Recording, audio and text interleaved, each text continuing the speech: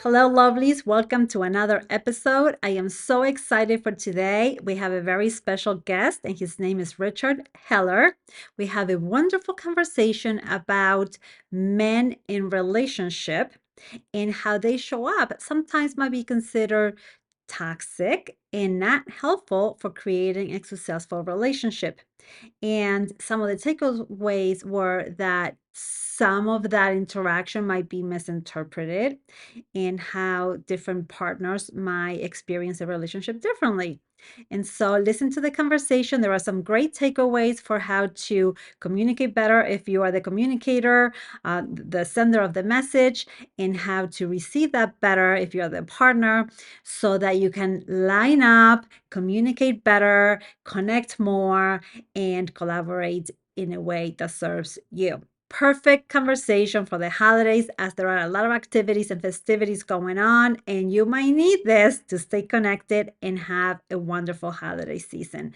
Stay tuned, you're in for a treat. We are here today with an amazing guest, my good friend Rich Heller. I'm going to read his bio and then we'll say hello to Rich. I am so excited to bring him to this conversation today. Rich helps parents transform a negative relationship with conflict into one in which they resolve differences creatively and build the relationship. He helps them learn the tools and techniques needed to increase joy and resilience for themselves and their children. He works with individuals and couples, married and divorced. And no stranger to conflict, Rich grew up in New York City, is a child of divorce, has been divorced, and has successfully remarried. Okay, so Rich, I know that we're going to have a rich conversation. We're gonna be very rich in relationship today. Yes, we are. I love it. I love that you have that tagline. All right, so the topic, which is love in relationship, but maybe not so loving sometimes, and how we bring toxicity in or create toxicity in our relationship, which doesn't really serve us with the ultimate goal of love, right? And sometimes we don't even know that we're being toxic. We might recognize it in our partner, but we don't recognize it in ourselves. And so I have this wonderful conversation with you today about how to identify that. Whose fault is it? Partners love to do that, right? It's my fault. Right? So yeah, we're going to talk about that. Most people don't say it's my fault, so we're going to definitely play with that. So This is secret to a happy marriage. It's my fault.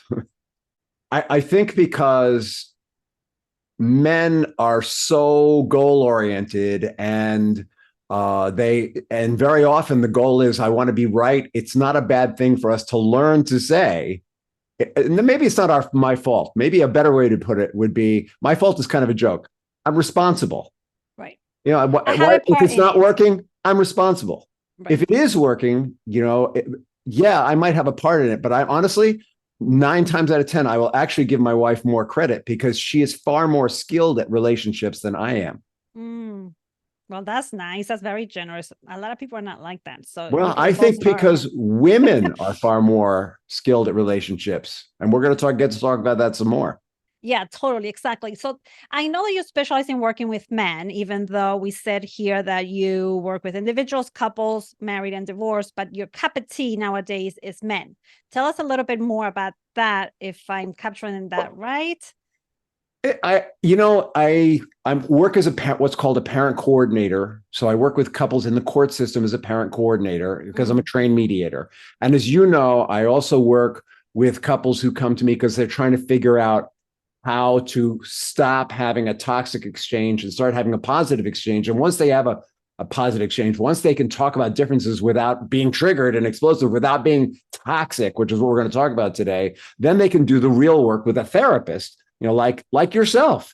The whole thing with men, that kind of came sideways at me. They just started reaching out to me, and at first I was like, what is this? I work with people who are getting divorced. I work with people who want to learn how to have a positive dynamic, but they kept coming.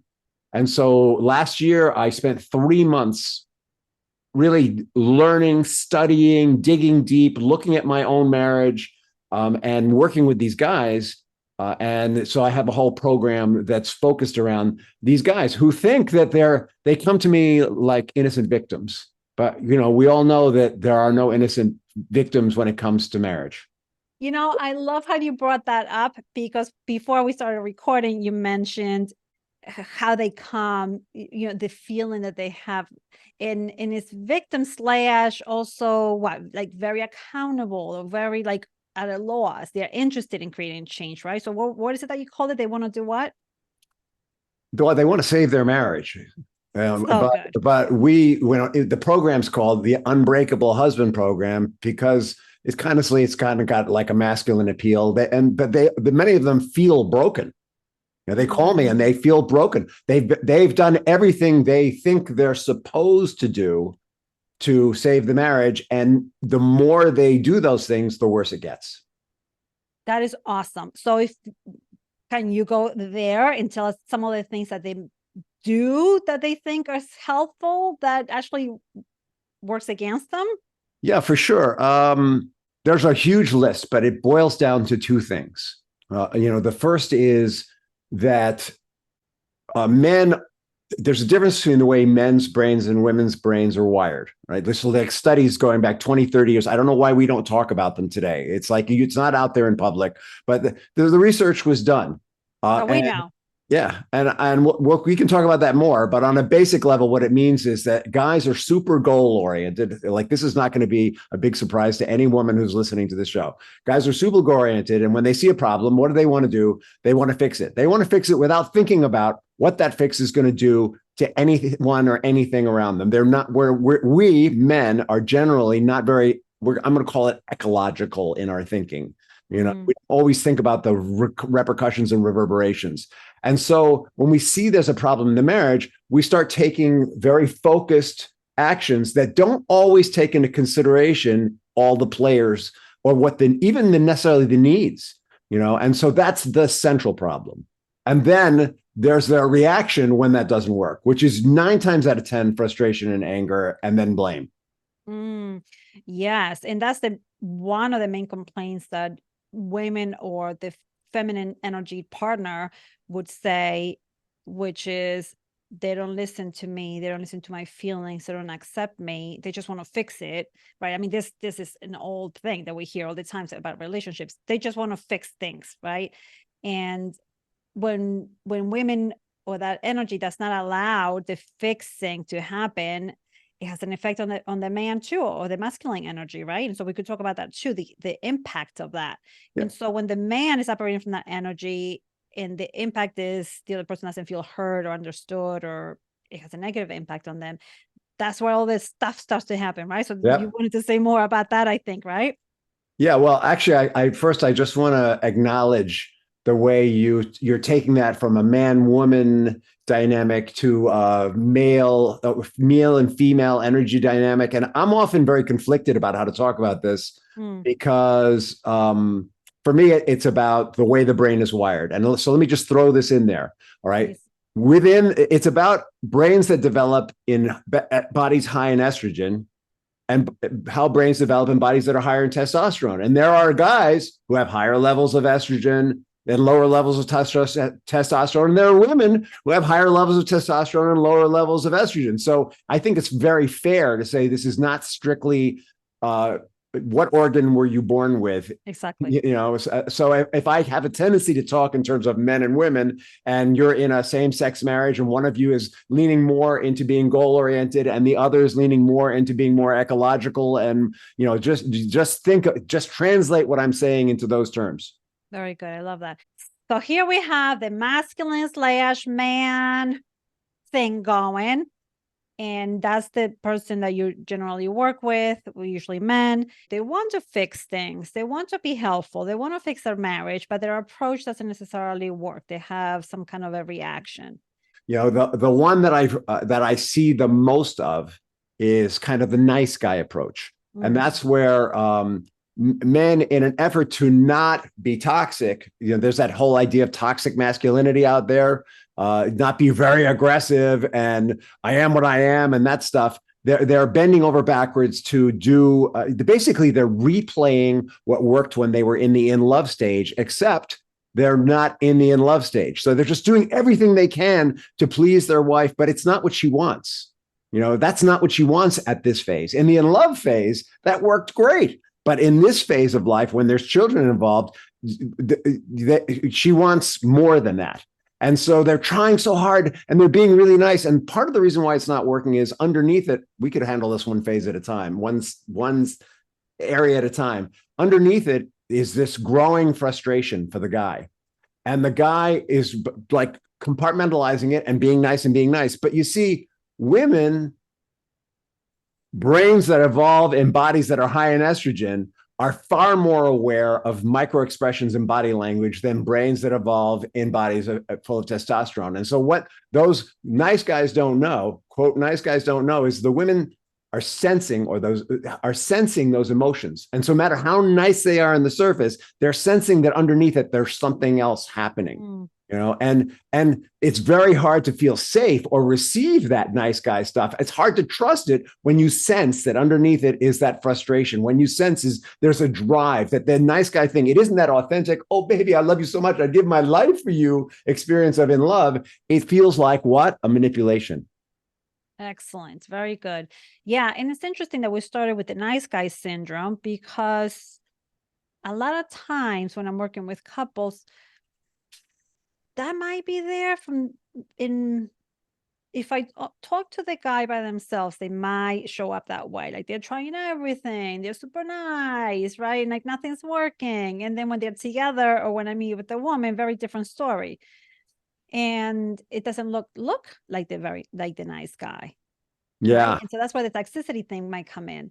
And so there is a disconnect, an incongruency on their experiences. So do you want to jump on that? Yeah, well, there's all kinds of disconnects and incongruencies. I was listening to Brene Brown talk about men and shame. And she says that shame shows up for men in two ways. They're either raging or they're emotionally shut down. And I think for a lot of these nice guys, when that stops working, they slip into one of these two things. They're either just very shut down.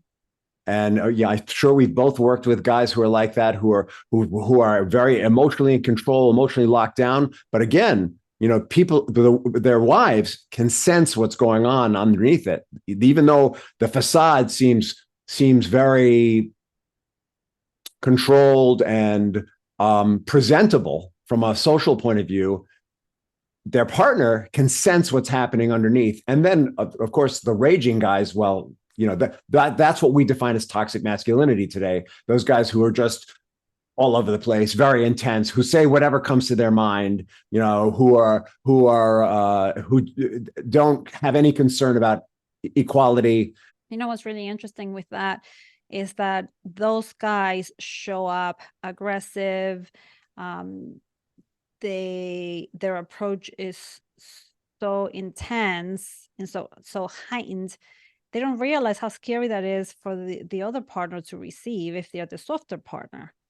And even if they're not the softer partner, I'm not saying that the other side needs to be a little flower that's going to wilt if you raise your voice. But usually when that intensity is unleashed, it feels like a physical threat to the receiving partner. And again, if we're going to keep the conversation simple, let's just refer to men and women and people could translate this for themselves. When guys are doing that, they don't realize how scary it is for the woman to be in the receiving end of that, where they don't know if they're going to get hit or pushed or whatever it is. And they know that they're not going to hit or they're not going to do anything. But how does the woman know? I think the fact is that kind of rage is very progressive also. I mean, it starts out as emotional abuse, which might just be yelling, not high, really intense yelling. It just might be kind of regular yelling that maybe you grew up in a family where people just yelled. But if with those guys who have the shame, that'll escalate to yelling with gestures. And then yelling with gestures will get really, really loud. And then eventually they might even push their wife, and each step, every baby step into that world of rage, it leads eventually to physical violence and something, but it's all abuse. It's all, the point is, it's all abuse and it's all toxic. And it's kind of an interesting question, what makes that toxic versus if their wives started yelling at them, which happens in a lot of cultures, why isn't that toxic? Well, I don't know that I would say that it's not toxic. Maybe it's not the popular definition out there of toxicity and what happens in a relationship. I mean, I would call that abusive and toxic too, right? Like if you do that or if I do that, not good, right? But yeah, culturally, I know there's a bias against men doing it. I love how this conversation is going in terms of defining toxicity and how you're calling the whole thing emotional abuse. From the moment we start raising our voice, from the moment that we start name calling or character assassination or just picking at the other person's faults and getting aggressive and in your face and maybe even physical, we're like we're holding the door closed or we're blocking the door, we're pushing, we're grabbing. I mean, it escalates, right? So it could get really dangerous potentially. And this is not a conversation about domestic violence. And if anybody's in trouble with that, this is not the conversation for you. We don't want you to stay in something dangerous. Get help, different help. You can reach out to us if you have questions on how to do that. But the conversation is, yeah, we don't want what that is in a that? What's the relationship. toxicity that builds up to that domestic violence? And there's a lot of toxicity in relationships that isn't considered domestic violence, That's right. but there is an emotionally violent component to it. There's this concept of toxic masculinity that's out there, right? And that's kind of the media icon for toxicity, and it's these guys who are, I don't play by the rules. There's governments, da da da da. It's a kind of there's a lot of bluster and a lot of intensity, and it's basically defined as anything that's an attack on women. And then there's something called toxic femininity, which is similarly defined. Anything that's an attack on women, right? And so there's no toxicity when it as it's defined in men. And we were talking before the show started that I think it's what it's come out of is we've had this for hundreds of years, thousands of years, really. There's been this battle of this uneven society that's run by who? White men, for the most part, right? That's changing. There's other kinds of men too. I mean, one of the last groups in this country to get the vote were women. So of course, we're defining toxicity in that context because we're recognizing that people are equal, that everyone it's a level playing field. And then the bigger question is, if men aren't the head of the household and the deciders of the future of the world and all those things that we've been selling ourselves as for thousands of years, what are we? Wow. So there was so much good stuff in there, and we could talk about gender equality, femininity, masculinity, and power, and all these things. There's a lot of podcasts in that. We could have multiple episodes on all of this.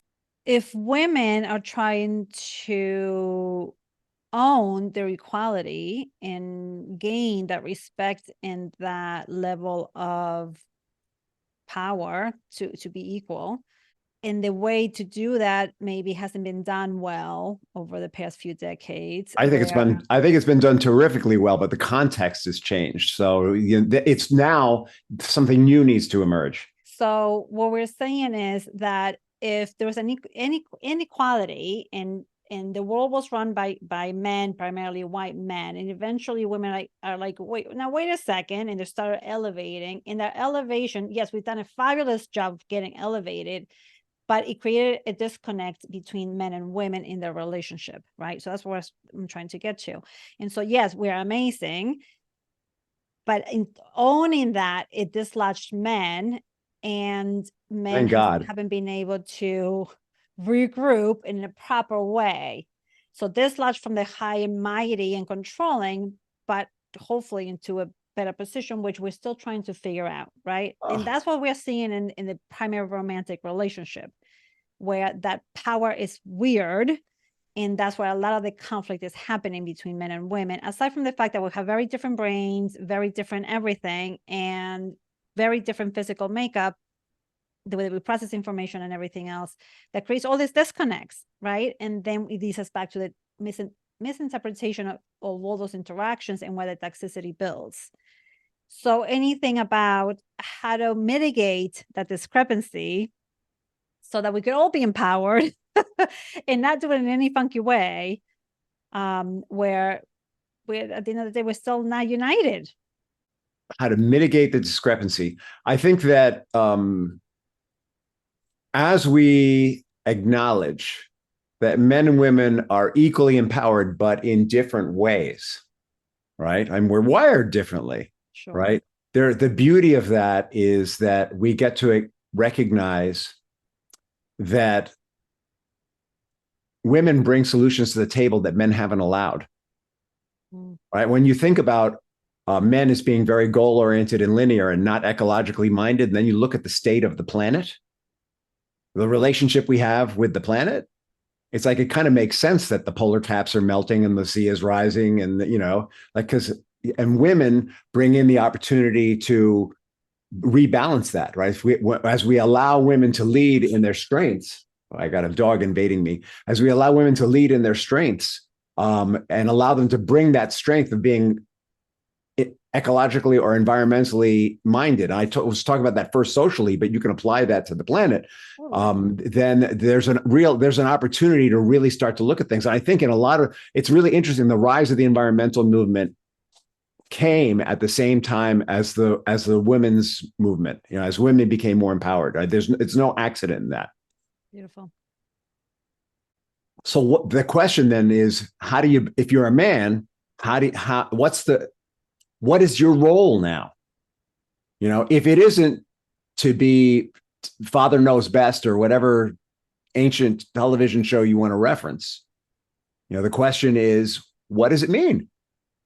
And I think the secret is, again, just as we're seeing that women are starting to really move into their strength and their power. It's really, all right, well, where is the strength and power of men? Right. Well, so I think that men are still very powerful in today's society. And I think that women are owning their power more. I think I want to bring it more to the conversation of the relationship. That's where this empowerment is happening and where the unbalancing hasn't settled down in a way that allows for that equality as much as we would wish.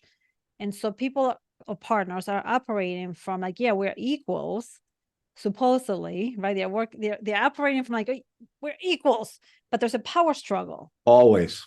Right. And that's where the thing is happening. That's where the toxicity is getting built in. And that's where the miscommunication is happening and the fighting and they're not getting each other's needs met and the misalignment. So anything about that power struggle? I think that's what's triggering the toxicity. And I think as women are stepping into their power, I think there's actually a huge relief for men to be equal. It's actually a huge relief to be equal. I think a lot of men think that they are completely responsible for everything, and part of why they're so overreactive is that they feel like that. How can you be responsible for everything? They can barely manage what's going on between their own ears, for God's sake. I mean, come on, let's be real.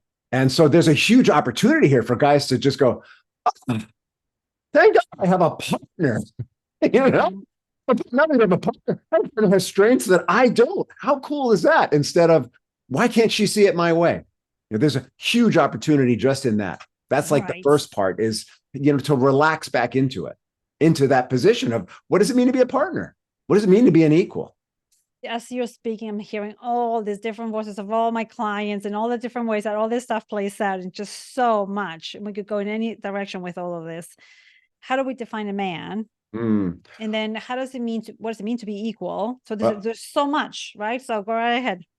So if you're a man and you're relaxing into that stance of, wow, I don't have to be responsible for all the results because I have a partner, then you're asking yourself, so who am I then? Right. And at the baseline, what in a relationship, what men bring to the table is they're natural protectors. I don't mean that they're all Chuck Norris.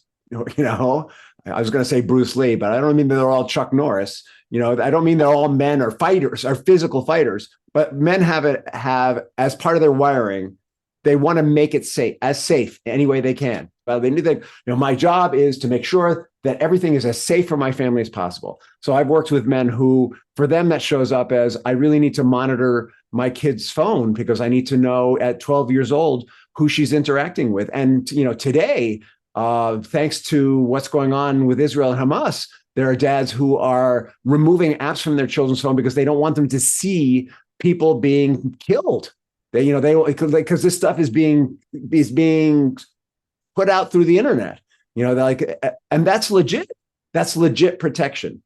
So that one role is protector. Yes. So definitely the role of protector is huge in something that doesn't get appreciated or recognized or utilized sometimes in relationships. So when the guys are doing that kind of stuff, sometimes the women mock it or they think it's silly or why are you being paranoid, like that kind of stuff, right? So they don't recognize the value that there is a purpose there, and that's what the guy needs. The guy needs to have a purpose. They need to be the fixer. They need to be the protector. He has a natural instinct in that direction. And the question is how, now that we're equal, now that society, at least here in the United States, isn't quite as aggressive as it used to be, how do you harness that instinct in a way that's healthy for the family? That's probably the best way to put it.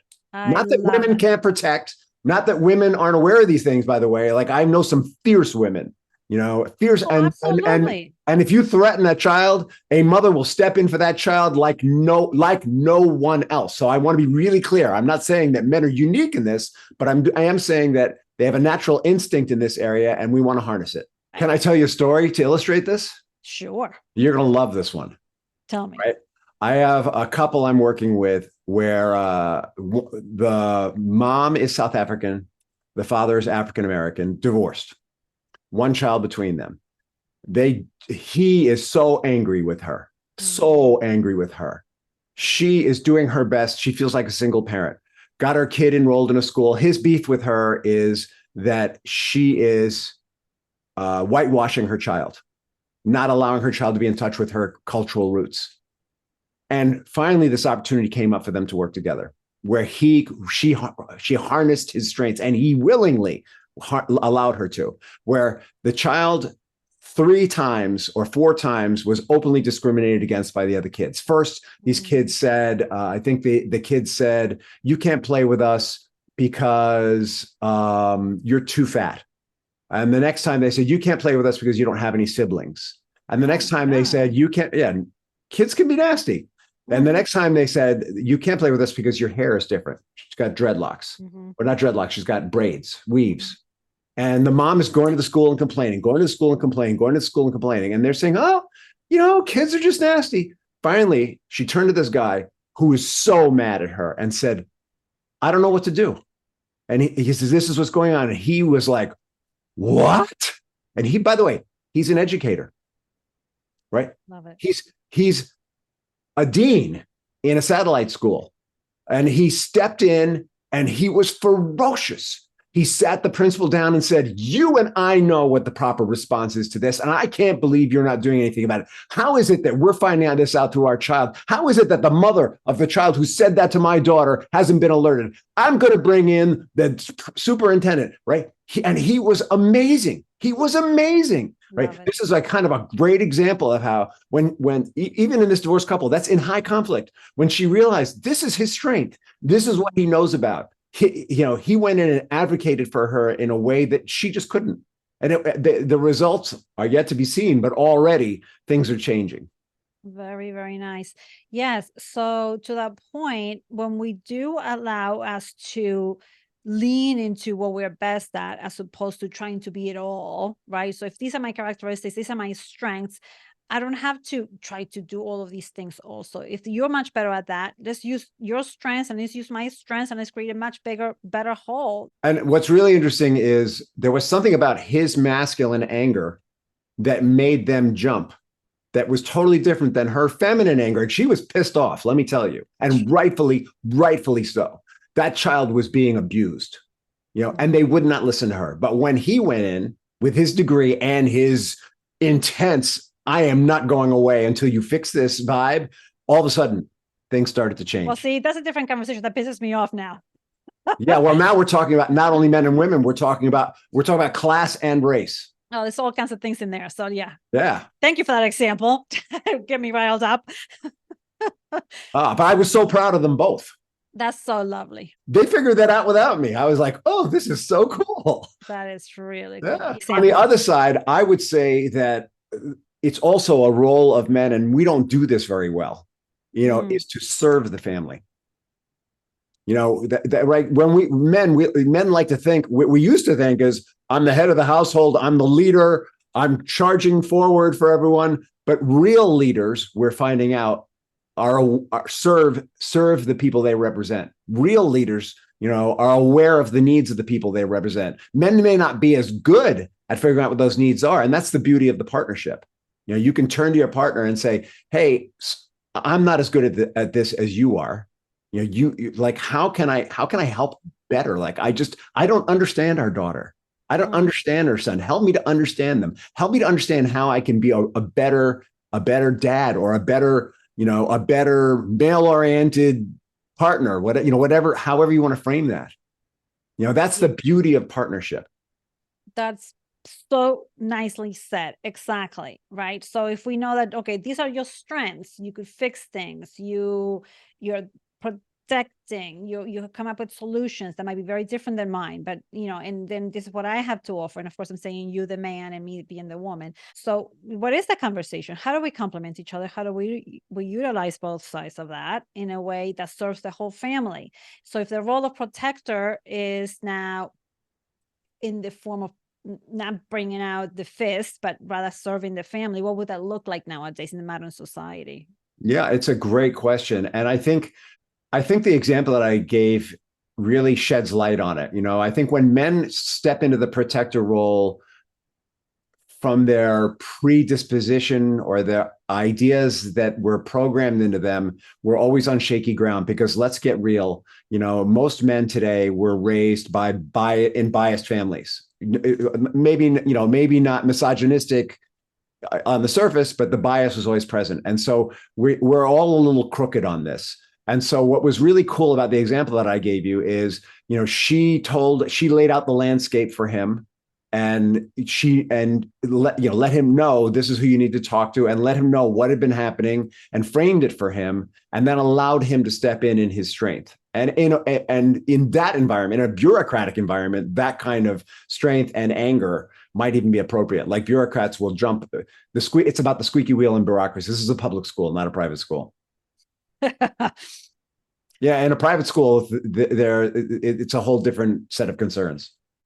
So many social cultural things in this conversation. It's just mind-boggling. So I think it's really important for partners to have conversations about this. Hey, all right, what does it mean for me to? I think what it means for me to protect you is this. What do you think? May I share something personal? The one conversation my wife and I have had about this that I was 100% right on was this. Of course, you had to be right. This example. Yeah, absolutely. This is the one time I was 100% right. So, like, there was no argument or pushback. Mm-hmm. We both grew up in New York City. Mm-hmm. We both grew up in New York City before Giuliani, which means it was a war zone. Right? She was on the subway with guys trying to sexually abuse her as a kid. I mean, we grew up and it was not good. I was growing up with people trying to shake me down all the time and sexually abuse me too, by the way. That would happen to everybody.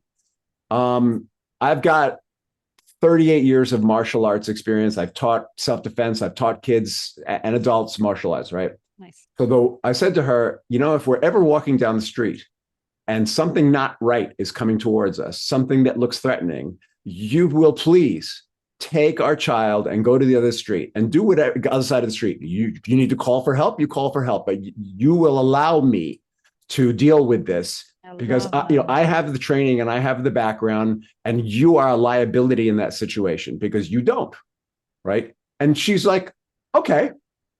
She didn't say to me, what if that happens? Because she knows from the way we grew up, it happens. She didn't say to me, why you? Because she knows, 38 years of training. Right. There was a complete understanding of strengths there.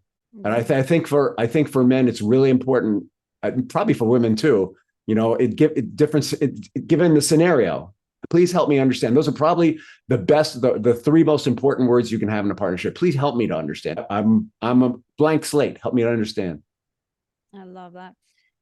Yes. So we have couples, partners who are power struggling, who are processing information differently, who have all this biology that's different, social cultural things, experiences that are different, and they're trying to have a successful relationship. They want to make sure that they support each other. They want to be nice, supposedly. I think they And do, really. they do. I know that they We do. often don't see that because they're not coming to you or me with that on the surface. But I think they're coming to you because they really do want that. That's right. They might not be great at communicating it or expressing it. Otherwise, they wouldn't be here. And so, yeah, so now we have this situation where they want to create a successful relationship. They want to understand each other better, but they're having a very hard time and they're calling everything toxicity and you don't get me and you suck and you don't care. They're in this place where they're not getting along. They are struggling, they're power struggling, and all the discrepancies are showing up. What are they doing? Okay. We select the partner who is going to help us to heal the gaping wounds that we enter into the relationship with. Yes. Another way we would put it is, even though the studies show that we tend to select people who are 60 or 70% similar to us, the 30% difference is they have a strength that we want.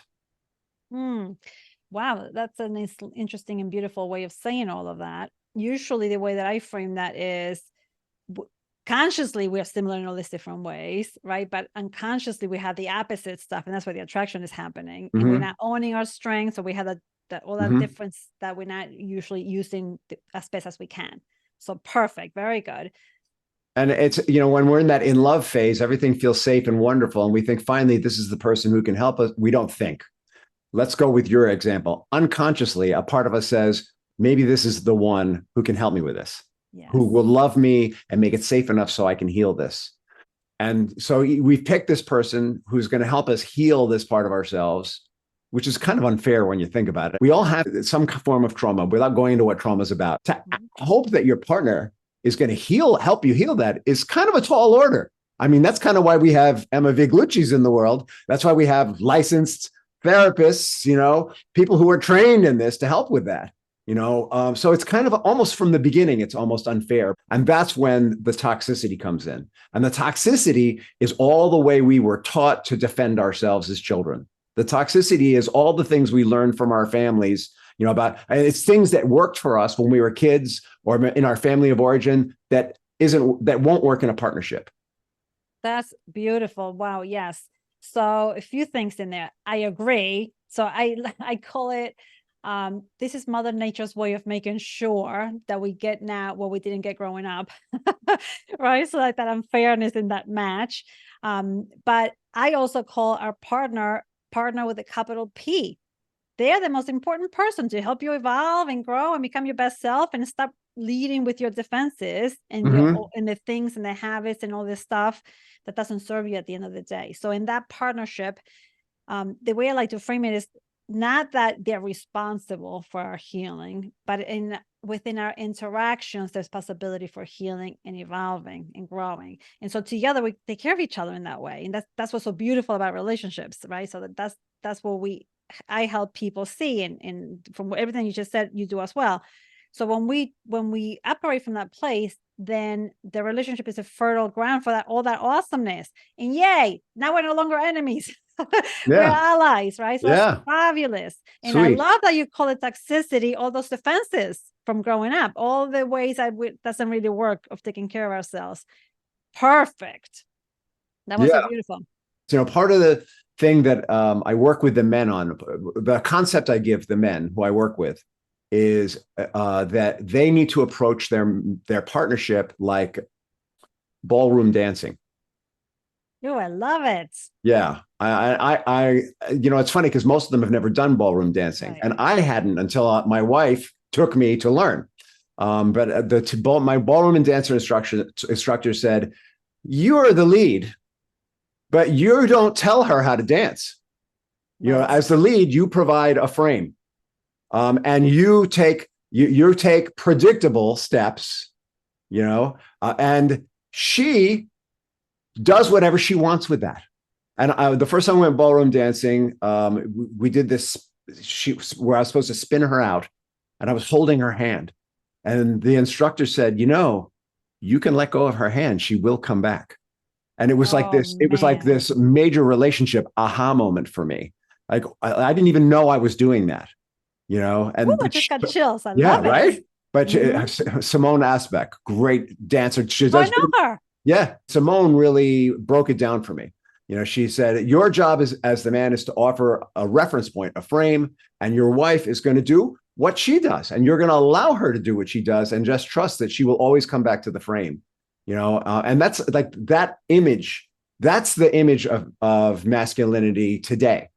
You know, That is gorgeous. For the listeners, if you're familiar with the concepts on feminine and masculine energy and being one of those two ways of being in the world and embodying that more for yourself, depending on how you identify, then usually the masculine energy is defined as the doer, the frame, the structure, the discipline, the right. And it doesn't mean that I don't have male energy in me and that you don't have female energy in you, Rich, right? So we're a mixture of, like, that's what makes us human. But the women are the content, right? So if you may, like, the men are the context and the women are the content. So the women are the stuff that fills in the structure, right? So you have the home, who does usually the homey stuff. And I don't want to get into trouble here with some gender stereotypical things, but the women are the ones that are the gatherers, well, right? women as child bearers tend to be more nest builders. Right. You know, and men provide the tree that the nest gets built in. I love it. Exactly. Exactly. And we don't have to pigeonhole ourselves. And this doesn't have to be so black and white like that, right? There's not like line on this thing. And we're a spectrum of humanity here. But when we honor our inclinations and our leanings, and we own our side, and we allow our partner to own theirs, and we show up with our strengths, and we allow them to show up with theirs, and we are curious about what those things are, we can Mm-hmm. create something beautiful. But instead, we tend to poo on the other person's strengths, and we allow them to poo on ours. And that Mm-hmm. doesn't work for the relationship at the end of the day, right? So let's bring it home, Rich. Any thoughts on what does the man need? So this is for the men who are listening, so they could come to they could communicate this properly to their partner. And so I'm talking to the male energy, not just the gender. And then what can the women do, or the feminine energy do, so that they both have each other's back and their own back? On the most basic level, when it comes to communication, the studies show, this isn't just me talking out of my ear, you know, keep it clean. The studies show that men are looking for respect and understanding. And what understanding means, by the way, because men, when they think of understanding, don't think of it the same way as women. What understanding means is they want to make sure that their partner understands where they're going. Hmm. You know, and very often men get frustrated because they communicate something and it's heard as going in a different direction than they intended, sometimes because the emotion underneath it might be going in a different direction than they intended. But that's their, like, a big frustration for men, is they want their partner to understand where they're going in their conversation, and at least in their what they think their intention is. And they want to be respected. For women, the studies show it tends to be more they want to be heard. They just don't feel that. I don't mean, you know, that they want men to hear the feeling they're having and the fact, not just the facts. And so men have a tendency to get stuck on facts. Why? Because they're goal oriented. So that, oh, well, the facts say this, it adds up to that, but they don't always hear the feeling. And so that's on a basic level. So I love how you went with the man needs to be understood in terms of where they're going, either in the conversation or in general. I'm going to add, like, do you comprehend what I'm saying, where I'm going, where like where's this leading to, or what my intention is, as opposed to what's coming out of my mouth per se. Or what I'm feeling. They might be feeling something very contradictory to what their intention. Because Or the way that they're expressing it, right? men really aren't great or as good at being connected to their feelings as women are. They're not as well wired for it. That doesn't mean that's the big challenge for the guys I work with, whether they're a couple or whether on their own, is empathy. I've got like specific exercises I give these guys and intellectual exercises to help them learn how to be empathetic, because it's literally a matter of training. Okay, so these guys need to be heard in terms of purpose and in terms of respect and how they are speaking, what the communication is. So for the women who are listening, keep that in mind when you're listening to your man or to your partner that's more male oriented, masculinity oriented. And for the guy, to make sure that you're communicating that that's the desire, or that would synchronize, help you align. Yeah, you want to understand where it is they think that they're going, not how it sounds to you like going, how it feels like where they want to go. Because they might be pissed off, and it might be that's gonna muddy things up. You want to understand, where the frame of where they think they're trying to go. Right. So yeah, so the guys need this respect and this feeling heard, that there's an intention that they're going somewhere, so they could preempt that, to show their partner, okay, this is what I'm trying to get out of this conversation, kind of like some kind of their intention, so then the women are not feeling attacked, and the women to recognize that that's what's happening, that they're not being attacked, and so they could listen and provide that for the guy. The other way around as well, right? So the women, like you were saying earlier, so you did say it, right? They want their emotions to be heard and understood. So if they could explain and lead with that, I don't need this fixed, right? I just want to be understood. I just want to be heard. I just want a shoulder. So something that I teach people is to preempt their conversations. Okay, well, how are we listening to each other here? What do we want to get out of this conversation? Right? Yeah, I think that's a great point you bring out, that there's a tendency on both sides, but particularly for men, to think they know what the other person's saying. And so, yeah, part of the recipe has to be let go of whatever you think they're trying to say. Oh, I love that. Yeah. Interesting. But that's especially men go there, because they're sure of where they're going, and they're sure how their partner's not going there with them. And no matter what they say, they're not going there with them, no matter what. But it can happen. It can happen on both sides. But I think for the women, as you alluded to, it's probably going to be more about making sure that the man understands that you understand what it is they really want, even if they're showing up kind of in contradiction to that. Yes. What they really want. And, usually what the man really wants is they want to have a loving relationship and a happy family, right? Yes. And they want to take care of their family. They're just freaking clueless. We are clueless is the problem. Well, I wouldn't necessarily say that. I think you mentioned it a few times, that the guys might be showing up a certain way, but there's all this emotion going on underneath, and that might be confusing to the interactions in the moment. And so for both partners to honor that, I might be yelling, but I don't mean to. I'm not, I might be angry, but I'm not angry at you. Or I might be angry at you, but my intention is to reconnect with you. Yeah. Right. So. And anger can be expressed that way safely. And here, I think this is kind of a missing piece for men, though. We don't make it okay for men to have feelings. I think part of it is to make it okay for the man to know that there are times when it's all right for him to be vulnerable, to be sad, to feel hurt, to feel fearful, that you won't think he's less of a man for having it. And of course, the problem with those feelings for the man who instinctively wants to be the protector is you can't protect anyone when you're in those feelings. When you're in those feelings, you feel like a victim. Right. Well, you feel incompetent or not good. Like, how are you going to be protective if you're feeling weak? Right. So, oh my gosh, I love that incongruency for guys. I feel bad.